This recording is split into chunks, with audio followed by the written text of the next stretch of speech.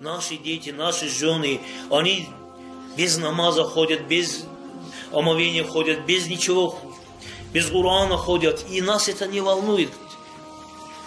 Нас волнует, с чем я буду кормить его. Да пусть голод он умрет, если он намаз нету. Зачем его кормить? Лучше смерть, чем без намаза ходить.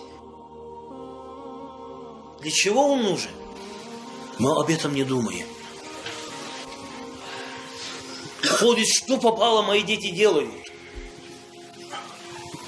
Пьют, курят, там воруют. Что-то. Зачем его я должен держать?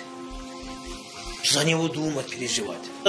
Завтра, киямат день, он что со мной будет делать? Из-за него что со мной будет?